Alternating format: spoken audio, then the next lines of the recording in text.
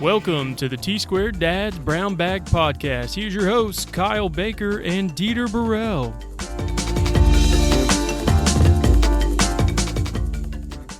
Hey guys, welcome back. Dieter and Kyle here. Today we're going to be kind of talking about some of the things that are going on in the construction market and what we've seen in the architecture field. And I know a lot of people are experiencing, a lot of growth in their communities and things like that. So Dieter, with your new businesses and everything, have you kind of noticed that there's a lot of work out there or not a lot? And surprisingly, there is a lot of work out there. And I'm getting lots of phone calls of people wanting to get stuff done. Believe it or not, even in the small scale environment that's occurring out there,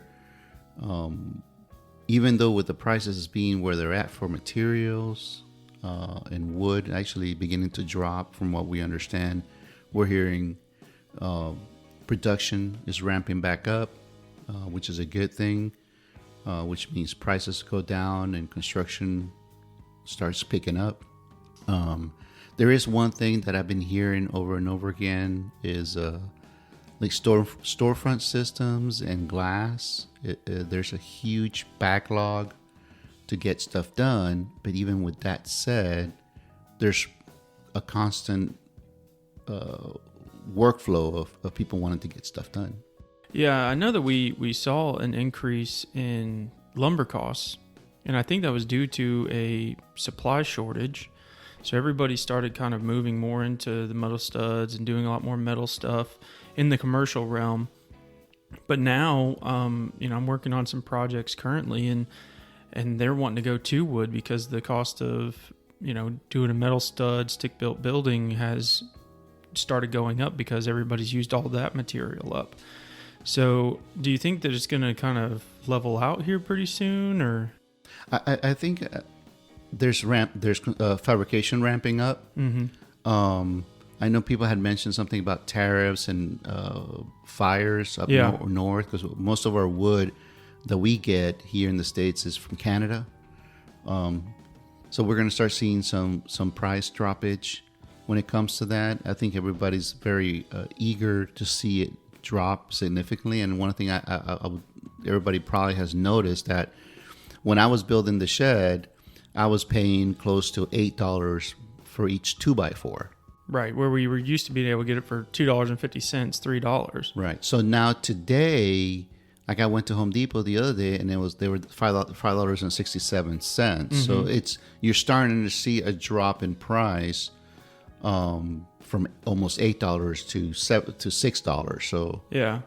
See, and I think we might be hitting out into a new level area where we're not necessarily going to go back to where we were at $2-3 a 2x4, but that they've seen that people will still buy their product at $8, so they've come down to a more reasonable price of $5, and I think they're probably going to stay there for a while.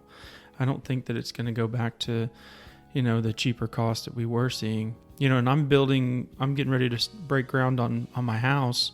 We're in permitting right now, and I talked to the builder and everything, and they were kind of telling me the same thing, like, yeah, the costs have come down, but they're still up from 2 years ago, and they don't really expect them to come down much more, just because, if I sell you a candy bar for $4 and you're willing to pay it, why would I go back to selling it for $1? It's hard to give up that money that you've got coming in. These corporations are seeing these huge amounts of money coming in because of that supply and demand issue that we were having. Now they're like, well, I'm not just going to give it away for nothing. I want to keep that revenue up. So I think we're probably getting close to a leveled off point. But the thing, I know we were talking about this a little while ago, the construction is still going up. People are still wanting to build. People are still wanting to create new projects, do renovations, all of those things, even though the costs have gone up. What's your take on that? Why do you think that is? I remember I was watching a YouTube video, and they were tracking population growth in certain cities, and there was this one good video, and I was trying to find out from their links where they were getting this statistics, and they were tracking growth based on houses being sold. So where there was a hot market, and it seems to be that everybody thinks like big cities are hot markets, like, oh yeah, Tampa, Jacksonville, Tallahassee, Miami, or Orlando, but they're not. Like, people are not wanting to go into those cities where they're congested and there's a lot of population. I'm working with a client right now where he does some sort of COVID. He works in COVID testing and all kinds of sort of stuff like that. And his biggest markets are Broward and Dade County, which is interesting. But not to say that COVID could be the trigger, but in some form or fashion, we are in that response mode where people are migrating out of the big cities and into smaller, more rural. I won't call them rural, but more small town kind of cities. Pensacola being one. There's some Fort Myers, from what I understand, has gotten a big boom in growth, as far as not growth in construction, but growth in the amount of sales. Because right now we have such a deficit of housing for people. Here, for example, my neighbor just sold her house right across the street, and I think they had it on the market for 3 days, and it sold for $210,000. Yeah. Yeah, I mean, the housing market is definitely exploding around here. You know, I'm on the Board of Adjustments over in Milton, and we have people come in all the time that are trying to do houses on, new lots and things like that, and they need some zoning changes. And I feel like almost every time, they have to give their address whenever they come to talk to us, and they're upstate New York. They're coming from these bigger places, and they want to come down here. And a lot of times whenever we'd see that in the past, it was older retired couples and things like that. These are middle-aged families that are moving away from those places. And I have to attribute a lot of that to like a COVID response. So I know I'm seeing a lot more influx in residential renovations, new residential projects. And I was going to see if you thought that a lot of the residential renovations, my take on it a little bit is that people were stuck inside their houses for a long time. And they started noticing all these things that they had planned on doing and things that they didn't like about the layout. And so I know we've gotten some of those kind of projects that have come up where people just want a new environment in their house because they were stuck there for so long. Here's a perfect example. You're absolutely right. Here's a perfect example of the impact COVID has had on people, because now people are thinking, and here's a project that I'm working presently on. It's in Milton, and actually I have two I'm waiting to hear back on, Milton and Pace. And what they want to do is they want to grab their garages and convert them. One of them wants to convert them into a family room where they want to put entertainment, chairs, so they can have a space for the family, and they want to just add a new garage. So they were a garage family to begin with, and they can't see themselves lose the garage. But I have another situation, another client that they want to convert the garage because they really don't use the garage. They want to do arts and crafts. They want to have family over. They want to have a spare space so that they can come and stay. But you see, kind of like there's this like mental, state of mind where now people are thinking and say, hey, I'm going to work from home. And here's the other thing. I think we talked a little bit about how the industry is changed where people are remoting in. Now, I think Zoom had a huge growth. Zoom and all these other different companies that do meetings, online meetings, have grown because of COVID. So there's this like idea of kind of staying at home and then thinking about the family and then thinking about sheltering the family. So you got these people coming from up north, coming to smaller cities, and there's just like boom. I mean, like I think I had a conversation with somebody that's like, And they told me, it's like, why don't you sell your house? I go, why would I sell my house? I mean, I understand the trend, but if I sell my house and made a bunch of money, I'll be stuck having to buy a house. Right. So if I'm living in a house, if I had a house to sell, it would make a lot of sense to sell it, because I'm hearing all kinds of conversations also online that there may be a potential bubble. Yes. So that bubble could burst, but could it?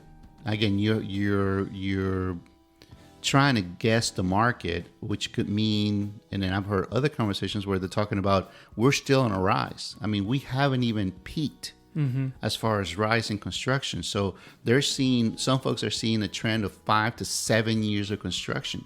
It's not going to stop. Yeah. Because look at the rate. You know, when you got to borrow money, it's still way low. Yeah, the interest rates are way low. So people are still looking. They even looking at reinvesting in their own houses, because they're going to the bank and say, hey, how much is my house worth? Oh, I have this much equity on the house. Well, heck, we can just grab that money and put it towards the house. Yeah. And now we have a house that we really want. Yeah, I know a lot of people that are refinancing because the interest rates are so low. You know, they were sitting at 5% or something, and now they can refinance, take some of that money out that they've got, and refinance down at like 3.5% or something. So it's definitely a trend in that direction. I just wonder when or if it is going to pop. And, you know, is it a bubble, or is this kind of the new thing? It's going to last for a while. Well, I mean, you guys, where you work at, you guys are doing a lot of work. It'll tell you if the type of work that you guys are doing.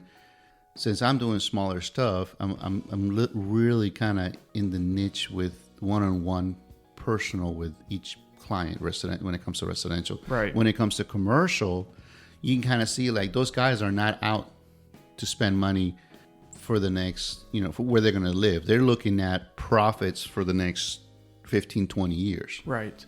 So they're not going to waste their time if they don't see a projection or someone's advising them to, hey, right now it's the best time. Interest rates are low. You know, we had that hiccup with COVID, which dropped everything down. Nobody wanted to mobilize. Nobody wanted to spend any money on retail.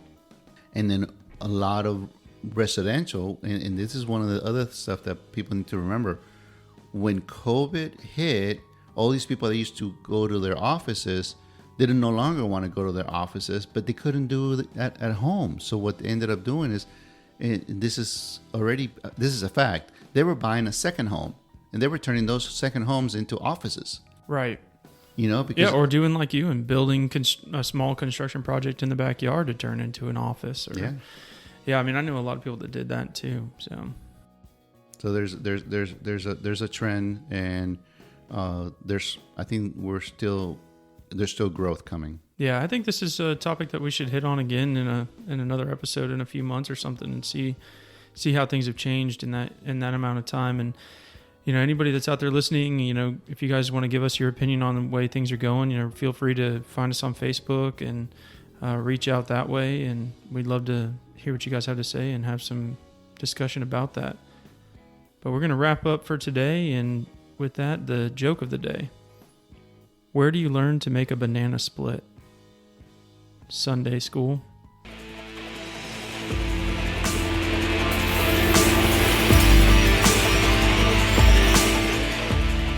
Thanks for listening to the T-Squared Dad's Brown Bag Podcast. Please subscribe on your favorite platform, and we will talk to you next time.